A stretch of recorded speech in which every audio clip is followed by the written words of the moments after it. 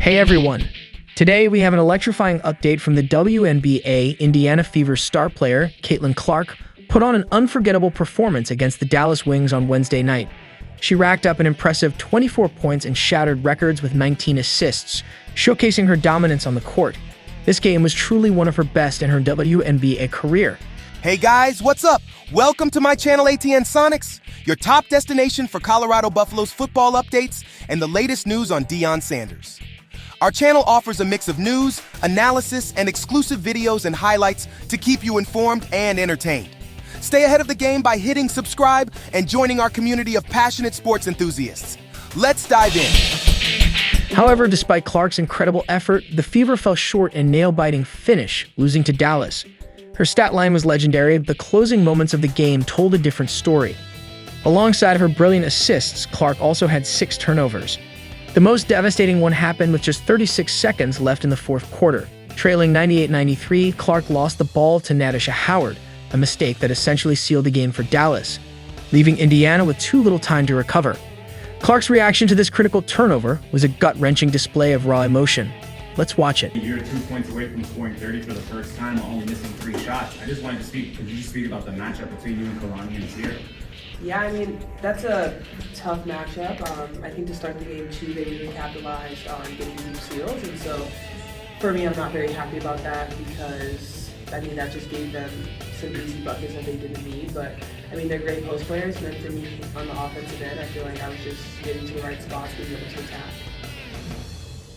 You guys were able, you lost to them in the first time you guys came here. What were some of the things that you struggled with during the first matchup that you still feel like you weren't able to overcome during this matchup? We lost. To be honest, I don't even know because that was a preseason game, and I feel like it's hard to really say anything that happens in preseason because in that moment we're continuing to learn each other. And then for this game, I mean, it was us. I mean, we just have to take care of the ball. And in that fourth quarter, too, though, like Enrique, I mean, she hit tough shots. JC Sheldon hit some really big threes for them. So we just have to make sure that we're able to get stops when we need it, especially in that fourth quarter. Speaking of big threes, after you tied up the game, after you guys were, in having the behind for the entire game, you guys got tied up when you hit that 63-63. Then she comes back, hits the 3.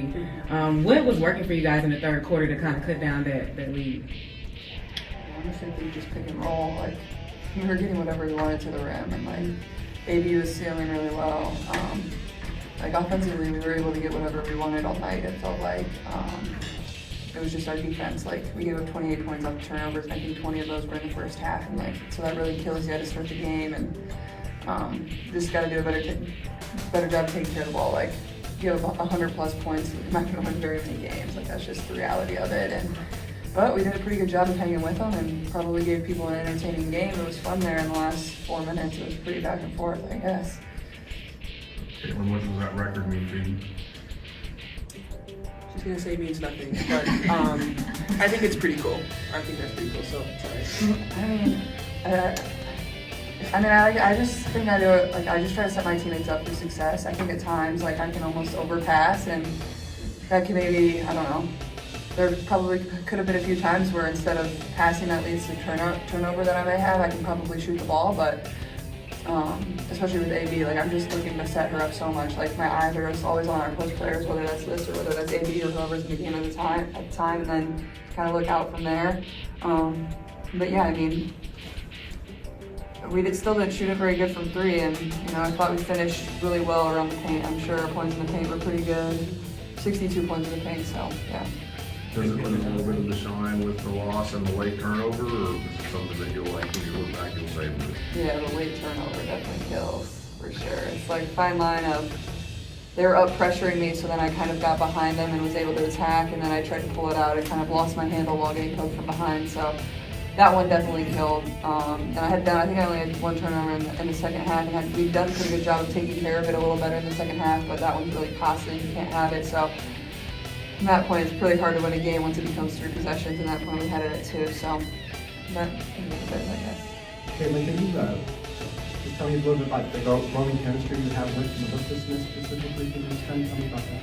Yeah, I think Liz does a really good job of putting herself in a position where she can shoot with the ball and then go and finish. She I think he runs the floor really well, especially in transition when we get it off the steal. We've had quite a few plays this year where they're just really exciting and the crowd kind of goes crazy. So she finishes really well around the rim. She's just so athletic. She can just make plays that a lot of 4 players in this league cannot make just because of her size and the way she can move. So I think I'm just always trying to set her up, whether it's, her being in her short corner spot or running to the rim. Those are positions that I think put her in to be successful. What do you think about? I'm sorry? What do you think about Melissa's development? Yeah, I feel like Caitlyn said it best. Just Liz being able to do a lot of stuff that other forwards can. I think she's always at an advantage, especially on the offensive end. She runs the floor really hard. She rebounds the ball really, really well, and so I think she's just that player for us. Hey, Caitlyn, how do you build on a game like this? I mean, with the river and also just like some of the key things that you saw in the game that you can carry over to the rest of the season? Yeah, it's hard because I don't play for a month, so not much building to be done, but I don't know, for me it's kind of frustrating. I feel like we've left 2 games out there that are very winnable for us going into the break, whether it's the Mystics at home and then obviously this one, and then we've won other matchups that are really tough for us. The Leafs on the road, Mercury on the road, Mercury at home, Liberty at home, and you lose 2 that probably you should have won, especially the one at home versus the Mystics.